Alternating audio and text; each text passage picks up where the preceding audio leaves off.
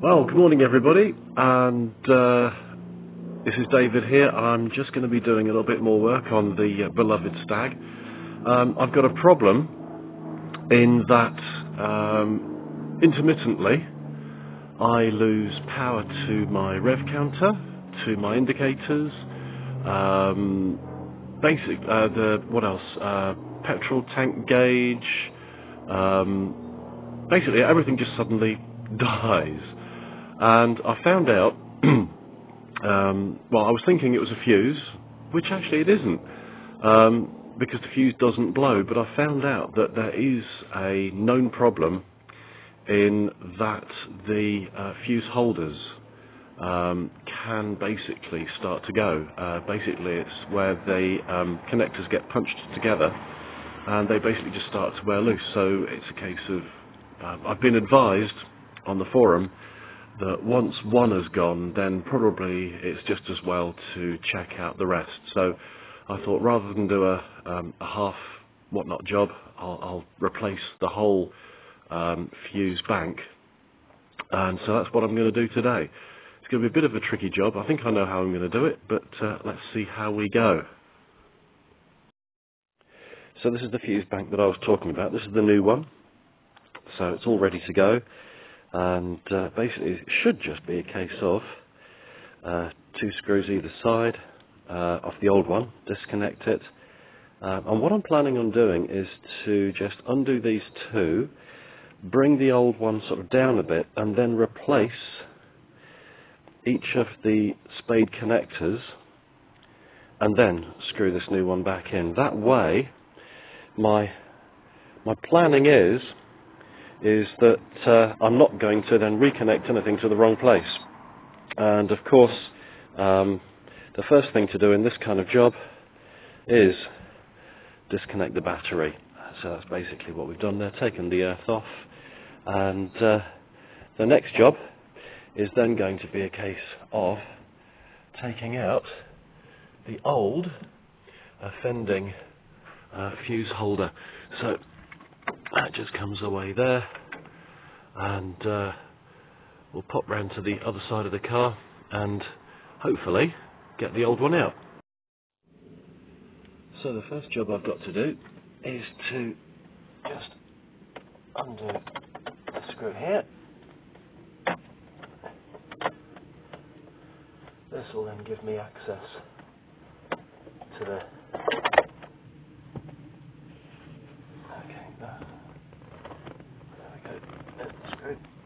that gives me access to where I want to work. Hopefully it's a real so it's behind the heater or fresh air vent there, so I'll just pull that away. So now we've got access to where our fuses are, and basically just behind here. So the plan is to undo the 2 end screws and then extract the whole thing, wire included, and then replace the wires one by one so that we don't get anything wrong. That's the plan. Wish me luck. So as we can see now, I've managed to get the fuse holders removed. And so the plan is now to carefully remove this gasket, because according to Rimmer's website that's not available anymore. So I'm going to carefully take that off and then one by one replace these onto my new one, so that we get them all in the right order. Oh gosh, I can just see that I'm going to get this wrong, but fingers crossed. So we've got to the halfway point, and you can see I've got the 2 different panels side by side I've got half of it done on this side. I've kind of stopped at the point where there's the gap between the fuses there for the one that isn't used, but hopefully it's going to be it's all going to work when I finish with it. So far, going so well. The only problem so far has been is actually just getting the wires to reach, being as we've got two of these units here instead of just the one that is supposed to be here. But apart from that, I'm quite happy. The only horrible thing about this job is you have to twist yourself into one heck of a contortion to get underneath here, but I guess that is just part of doing a Stag. So we have the new fuse holder now all connected up. The amazing thing is I didn't actually have any spare wires left over, so I'm kind of hoping that that means I've actually put them all back in the right place. So that's the old one, so I'll take the fuses off that when I've got the new one fitted. The only thing I've got to work out now is how to put this floppy gasket onto the fuse holder without it falling off while I'm repositioning it. But again, the fun of doing work on a Stag. So anyway, there we go. I will see how that goes in a bit. Well, in the end, I decided that the only way to keep that in place is going to be a bit of double-sided tape. So I've put it on the two long edges. I've not put it on the sides because I don't think it's going to need it to hold it in place. And also I don't want to foul where the screws are going to go. So that is the plan. Amazingly, the plan worked. So double-sided sticky tape, and the gasket is now nicely back in place.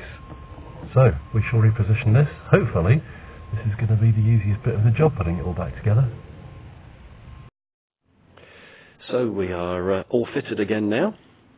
I have to say I've been rather shocked with some of the discoveries I've made, as whoever had the car before me really hadn't fitted the right fuses to the right connectors.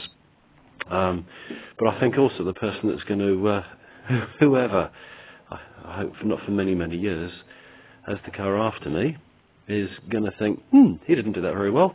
Because I also discovered that apparently there is a right way round and a wrong way round to fit the actual fuse holder. There's an upside and a downside, because if I were to try to fit the cover, it won't fit that way.